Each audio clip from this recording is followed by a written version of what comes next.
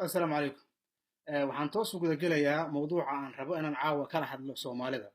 Mawduucan wuxuu ku saabsan yahay waxyaabaha inta badan ay ku dhuumaaleystaan dadka dowladiidka ah ama ay ka dhigtaan gabaad si ay u qaldaan bulshada kuwa aan wacyigoodu aad u sarreyn. Mawduucu wuxuu ka kooban yahay ilaa iyo 6 qodob. 5 qodob oo ugu horeysa waxay ku saabsan yihiin waxyaabaha dadka aan sheegay oo ay gabaad ka dhigtaan inta badan sida ula diriraan dowladda ama ay dacayad ugu furaan. Kan ugu dambeeya waa iska tala guud. Qodobka ugu horeeya wuxuu yahay maxaa caasimada kaliya hubka looga qaadaya xilligan oo aan loogu balaarinaynin gobolada dalka intooda kale. Jawaabta oo kooban waxay tahay hubka ku jira gacanta maamul goboleedyada waa hub ku jira gacanta dowladda. Ma aha hub u baahan in laga bixiyo gacantooda. Maxaa yeelay dowlad goboleedyadu waa unugyo ka mid ah dowladda Soomaaliya. Ku darsa intaas caasimada Soomaaliya ama magaalada Muqdisho ma aha magaalo gacanta ugu jirta maamul, ha ahaado maamul dowladeed ama ha ahaado maamul goboleed ah. Waa magaalo baahala galeen ah oo hubkeeda uu gacanta ugu jiro maafi aad u tiro badan ama waxa uu hogaamiye Sambalosh uu ku sheegay lama taabtaanka. Qodobka labaad wuxuu yahay waxay inta badan yiraahdaan colaad ayaana kala dhex martay ma heshiin. arrinkaas waa been. Colaadu waxay dhex martay anaga ma aha. Colaadu waxay dhex martay odayaal markaas ayagu noolaa 70-maadkii ama 80-maadkii oo ayagu isku diray Soomaalida wixii dhacay 90-kiina waxay ahaayeen natiijo ka dhalatay habdhaqankii ama fikirkii dadkaas. Aniga iyo adiga iyo inta nala midka ahba waxaan ahayn victims ama daxaaya waxa ay dhahaan dad dhibanayaal ah. Waxaan ahayn dad lagu tuntay, dad la dhigay mustaqbal la'aan. Marka aniga iyo adigu maba jiraan waxaan ku dagaashanahay. haddii xataa aad tiraahdo waa dagaashanahay ma akhiran ku heshiinaynaa maxaad ku diidan tahay in la dhiso dowlad oo aan hubka iska aruurino nabadda ku wada noolaan. qodobka saddexaad waxay inta badan yiraahiin waxaa dan laga leeyahay qabiil gooniya. waa been mutaxan. waxaa loo socdaahi waa magafayaasha magaalada Muqdisho. beriyahan waxaad maqlayseen qola la yidhaahdo magafe oo Liibiya ku haysta dhalinyaro Soomaaliyeed oo ka raba in laga dhigo madax furasho.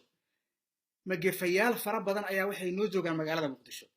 inta badan marka magafayaashaasu waxay fashili jireen dowladihii hore. Cabdiqaasim Salaad Xasan waa uu bariyay, waa uu tuugay in macnaha ay hubka iska dhigaan oo ay la shaqeeyaan. way ka diideen.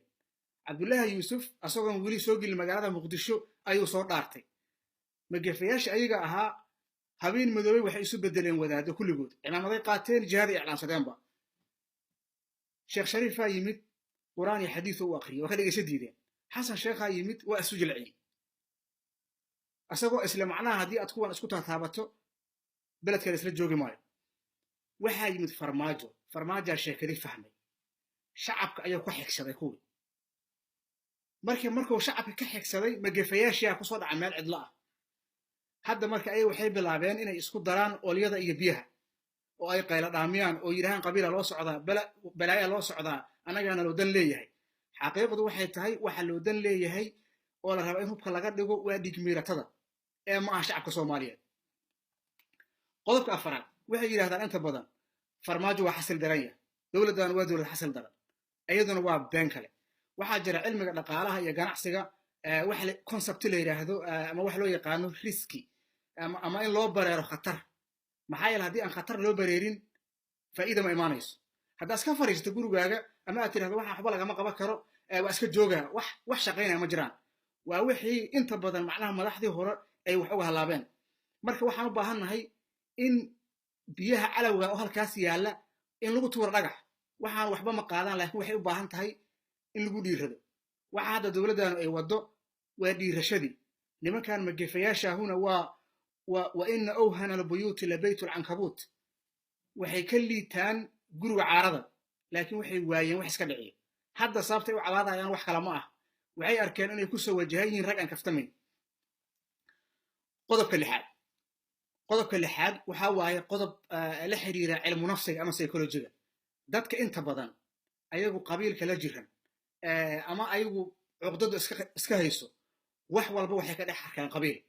maalan haddii adoo maraya meel kayn ah ama meel hawd ah ama xataa mugdi haddii aad cabsato oo aad istiraahdo ama bahal kugu soo fool leeyahay durbaba waxaad dareemaysaa shanqaro meel walba waxaad ka maqlaysaa qaylo maxaa yeele cabsidii ayaa ku gelinaysa waxaas si taalamida dadka ayagu qabiilku dilay wax walba waxay ka dhex arkaan qabiil wax walba waxay ka dhex arkaan cuqdad wadaadka quraanka akhrinaya xataa waxay u heestaa inuu ku habaaru waay qabiilkooda macnaha waa dhib ayaga heesta waay oo kiyaalaha ayaga u xiran ay ciladu ka socotaa marka wax walba qabiil ay uga dhex jeedaan marka waxaan ayagana kula dardaarmi lahaa inay ka tanaasulaan waxaas inay qabiilka ka tagaan inay qarnimada qaataan qodobka ugu dambeeya oo talada ah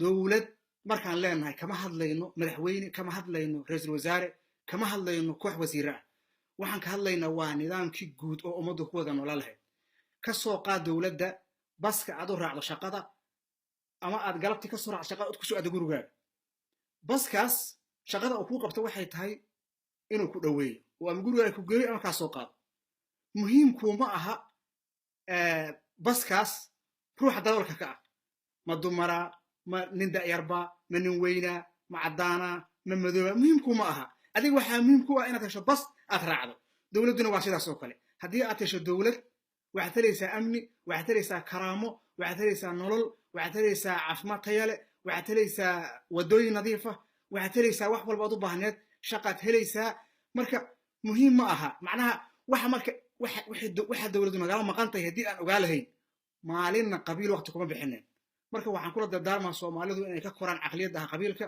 doqonnimada iyo inay dhegaystaan dadka kala qaybinaya mar walba waxaan idin rajaynaa marka guul iyo gobonnimo waana salaamantihiin